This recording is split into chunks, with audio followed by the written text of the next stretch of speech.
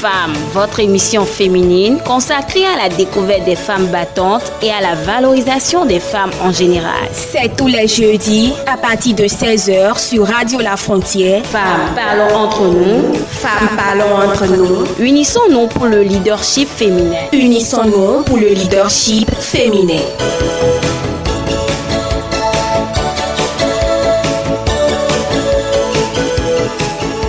Ousena Moussa, une fois encore invité sur cette émission, et aujourd'hui nous parlerons de l'une des revendications que les initiateurs ou je dirais les initiatrices de la journée internationale de la femme ont voulu. C'est le droit au travail, le droit de la femme au travail. Avec elle, nous parlerons de cela, et je rappelle qu'elle est présidente de l'ONG Dames de Cœur et ambassadrice, et nominée, je dirais, ambassadrice de la paix. Ousena Moussa, bonsoir. Bonsoir Madame la journaliste. Alors, avant d'aborder notre sujet du jour, je veux vous demander en quoi la femme, elle est vraiment porteuse de la paix.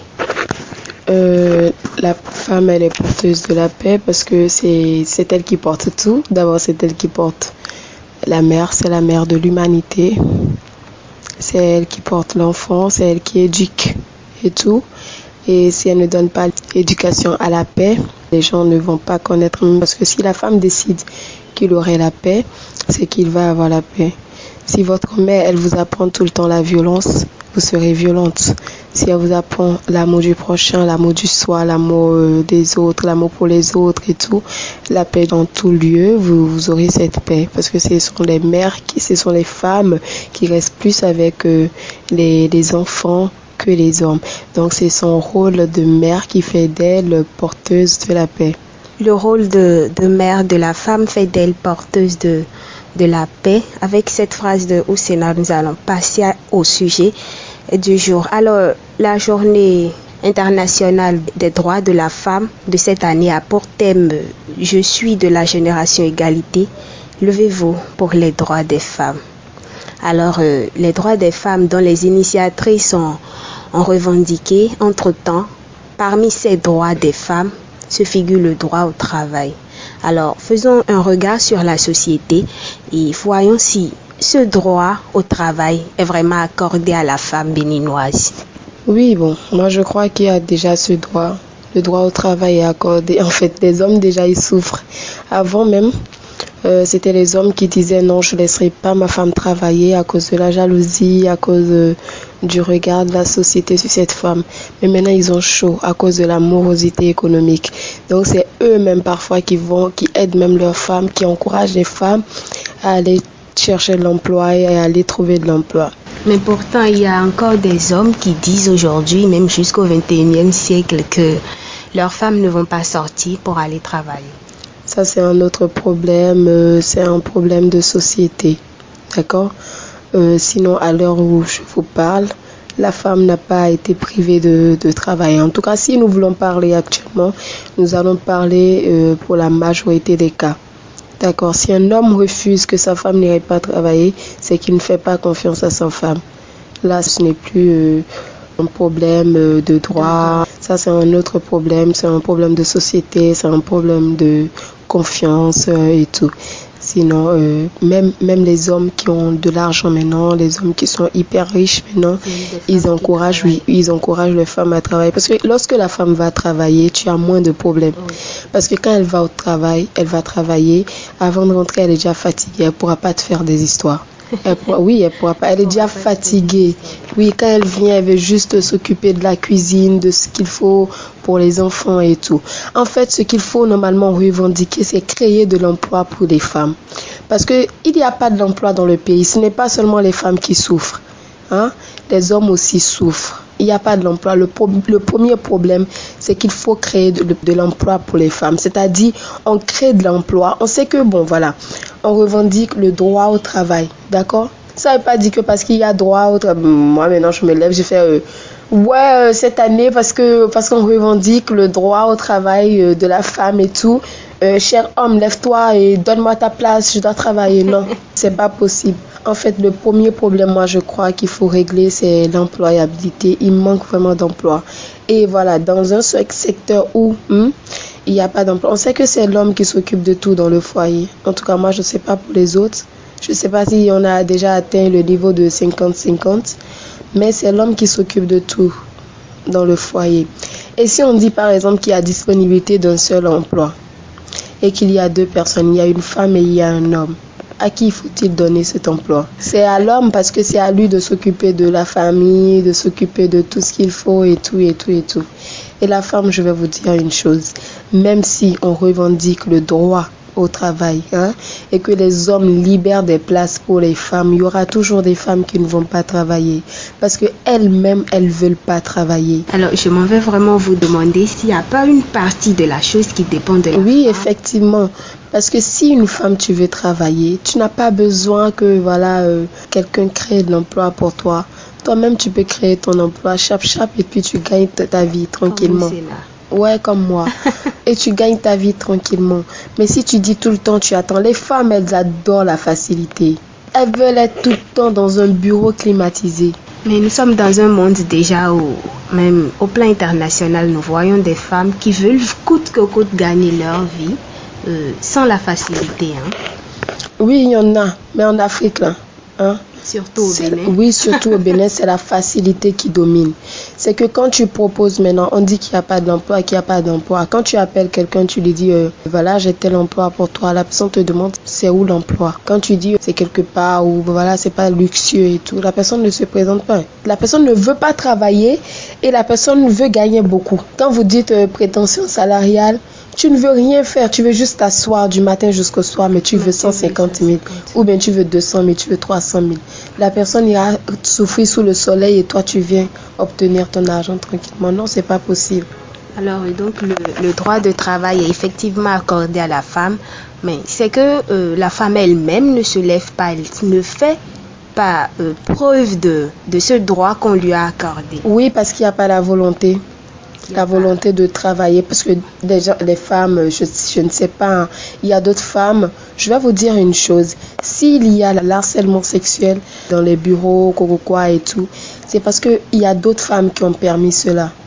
Sinon, les hommes n'auraient jamais l'idée qu'il est possible de faire pression sur une femme pour lui donner un peu d'argent. Il y a des femmes même qui disent, qui proposent maintenant et actuellement, qui proposent, et si je me laisse faire, tu me donnes combien, tu vois? Alors, ne pouvons-nous pas parler de cette mentalité africaine qui dit déjà que la femme, elle ne doit pas travailler, la femme, elle est faite pour le foyer et autres. Est-ce qu'on peut dire que c'est cette mentalité qui anime toujours les femmes jusqu'au 21e siècle?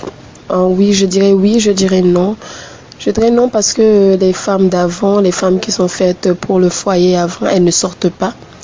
Elles restent vraiment à la maison, elles s'occupent du foyer, elles font tout, elles sont pas ambitieuses. Mais les femmes d'aujourd'hui, elles sont non seulement ambitieuses, mais elles veulent pas travailler.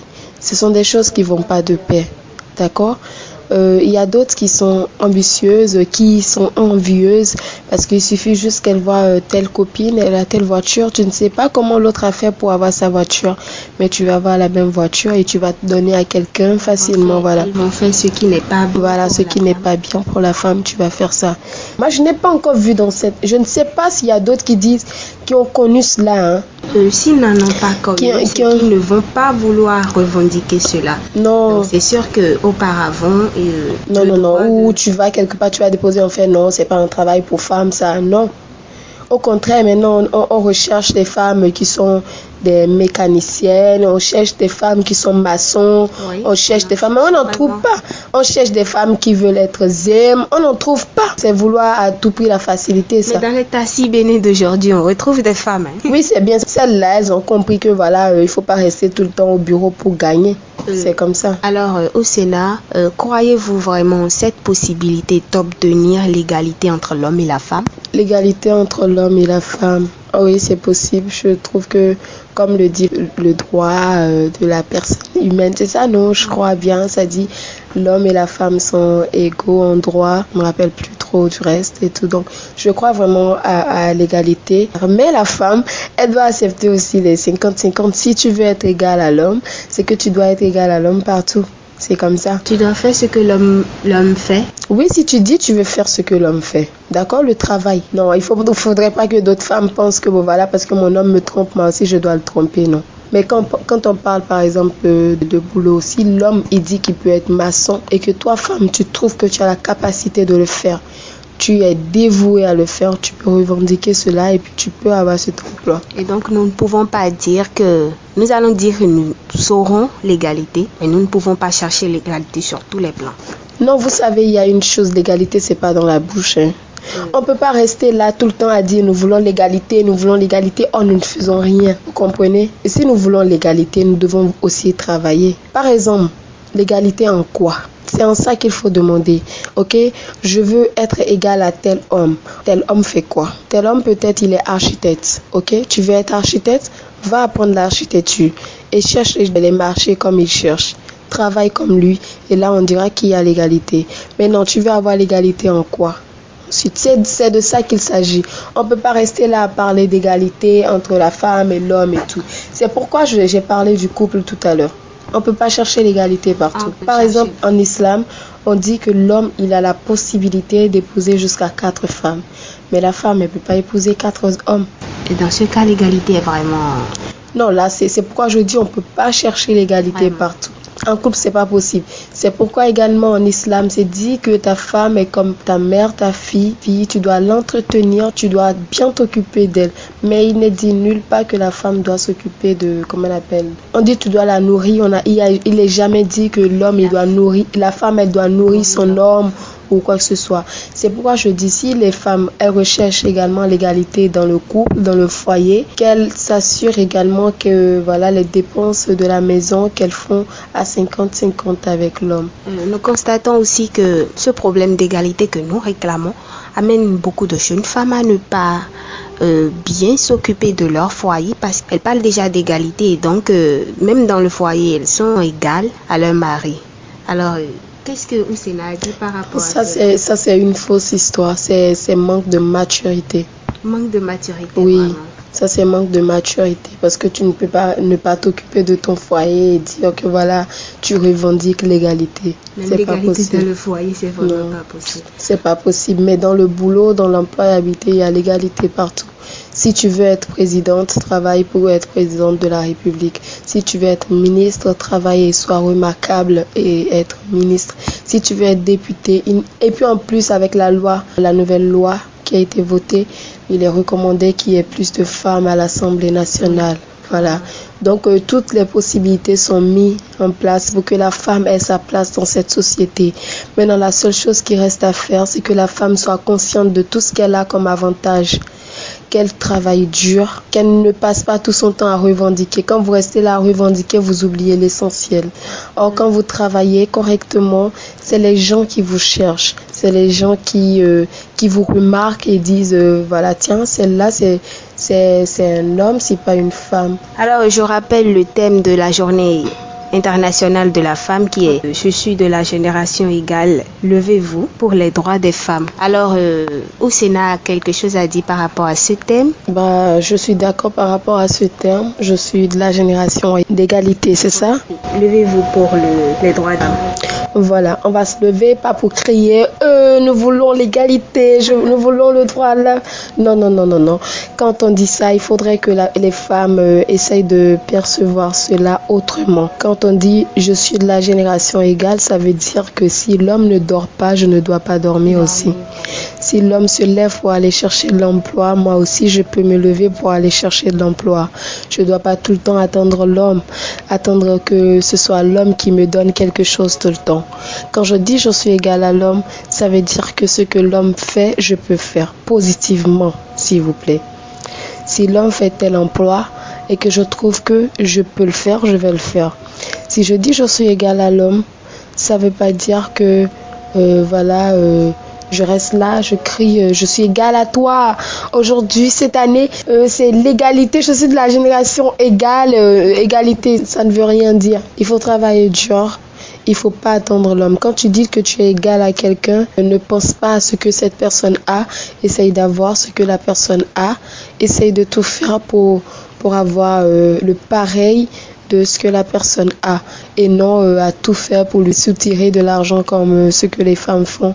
Vous restez là, vous ne faites rien et vous êtes là tout le temps, s'il te plaît, tu peux me donner tel et tout, et tu dis tout le temps que tu es égal. C'est pas possible. Quand on dit droit de la femme, droit au travail de la femme, le travail ne viendra pas vous trouver à la maison. Le travail, même si vous vous levez chaque matin pour aller déposer des dossiers et tout, nous sommes dans un pays où il n'y a pas d'emploi. Il faudrait qu'on comprenne ça et qu'on insère ça dans notre disque dur interne.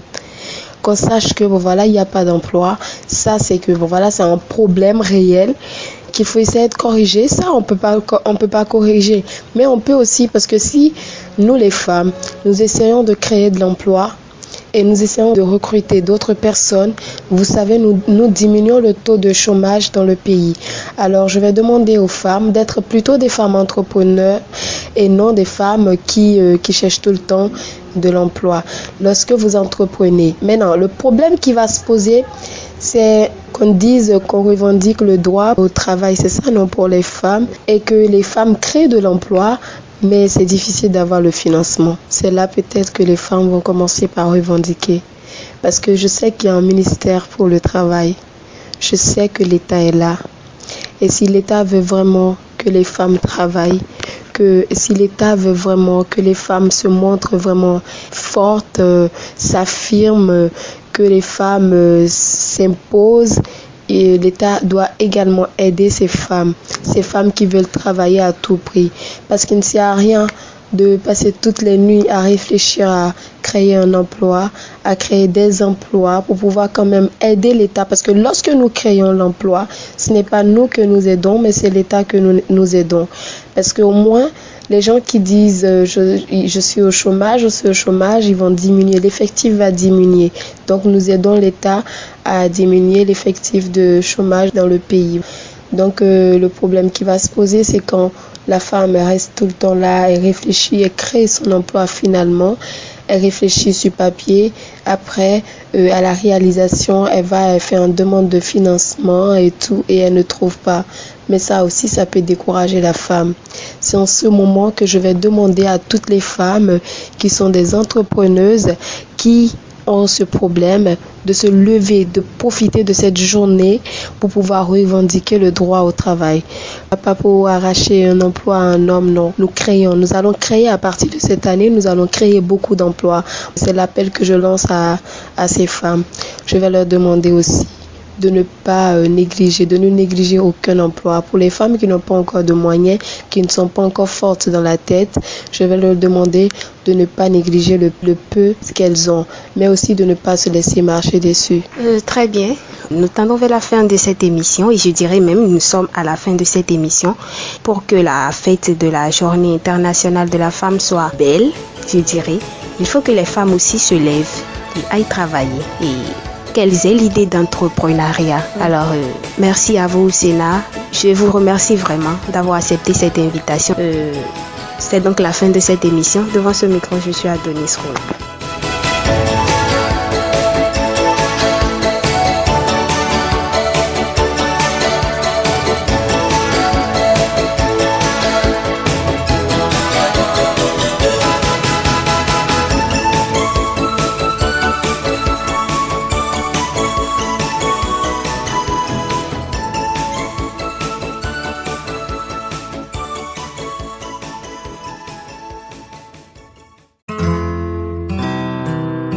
Tout de suite, l'espace publicitaire sur votre radio.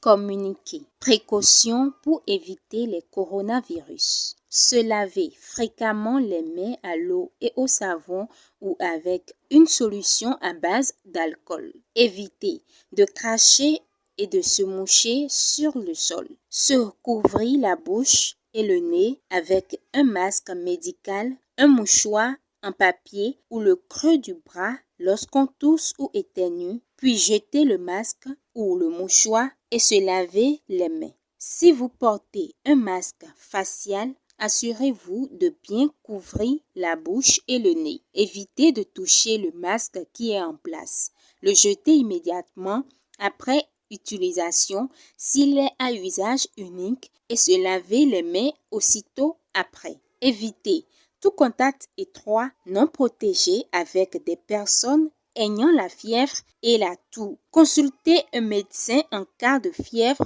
toux et difficultés respiratoires. En cas de maladie pendant le voyage, informez le conducteur ou l'équipage. Consultez un médecin sans tarder et partagez ses antécédents de voyage. Évitez tout contact direct non protégé avec des animaux sauvages ou d'élevage et des surfaces en contact avec des animaux. Notez bien, toute personne récemment revenue d'un voyage dans un pays à risque, notamment au cours des 2 dernières semaines et présentant l'un des signes de la maladie, doit appeler les numéros 95 36 11 04 ou 95 36 11 02 du SAMU pour être prise en charge avec diligence. Communiqué du ministre de la Santé, M. Benjamin Humphrey, à l'endroit des voyageurs en provenance des pays touchés par l'épidémie du coronavirus COVID-19. Il est observé ces derniers temps que des nationaux et étrangers en provenance des pays touchés par l'épidémie du coronavirus COVID-19 atterrissent dans les pays limitrophes et entrent sur le territoire par voie terrestre sans s'identifier, échappant ainsi par des manœuvres frauduleuses au dispositif de contrôle au niveau des points d'entrée. Une fois sur le territoire, ces voyageurs rentrent dans leurs familles respectives sans suivre les mesures de prévention élémentaires pour lutter contre la propagation du coronavirus COVID-19. Ce comportement affaiblit les dispositifs de prévention mis en place au niveau national et expose leurs familles et toutes les personnes avec lesquelles ils sont en contact. C'est pourquoi j'en appelle à une prise de conscience individuelle et collective et à une veille générale. J'exhorte donc toute personne en provenance des pays touchés par l'épidémie de l'infection à coronavirus arrivée par voie aérienne, maritime ou terrestre au Bénin à se faire identifier pour sa propre sécurité sanitaire en appelant le numéro 95 36 11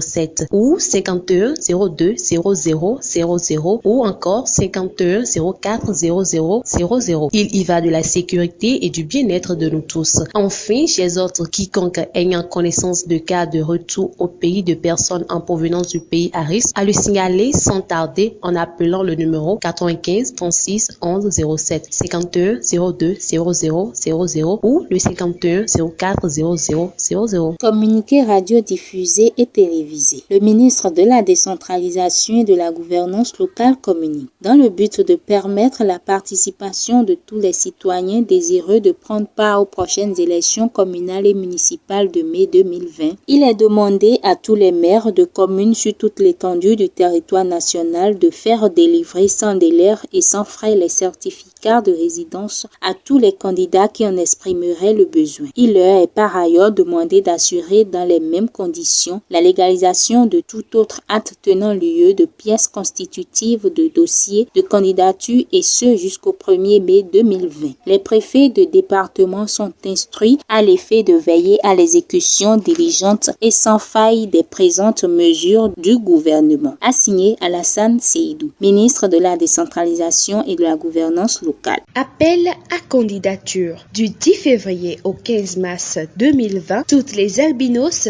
désireuses de participer au concours Miss Albinos 2020 sont invitées à déposer leur dossier auprès du comité d'organisation. Conditions: être albinos, être de bonne moralité et âgé de 18 ans au moins, avoir une taille de 1,65 m au moins, pièce à fournir, un certificat de nationalité, une pièce d'identité validée, une photo complète, une fiche d'inscription à retirer auprès du comité, lot à gagner, moto, ordinateur, smartphone, écran plasma, bon d'achat et plein d'autres surprises.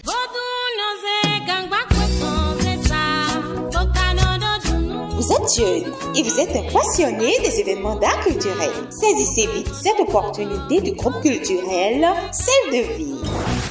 Celle de Vie organise un grand événement artistique et culturel le 17 avril 2020 à l'école primaire publique de Bodje. Vite, inscrivez-vous car une sélection est prévue dans chaque programme pendant les congés de détente les 24, 25 et 27 février.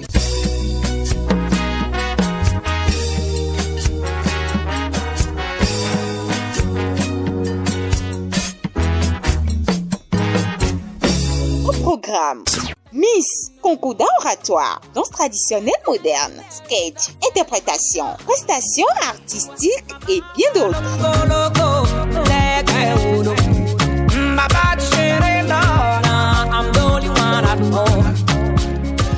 Faites donc participer votre groupe de comédie ou de danse en joignant le groupe Celle de Vie. Sponsor PLS Bénin, Access Bénin, After Bénin, Kia Beauty Makeup, As Jolie Fashion. Partenaire Radio La Frontière 229 Info, Bénin Culture 229.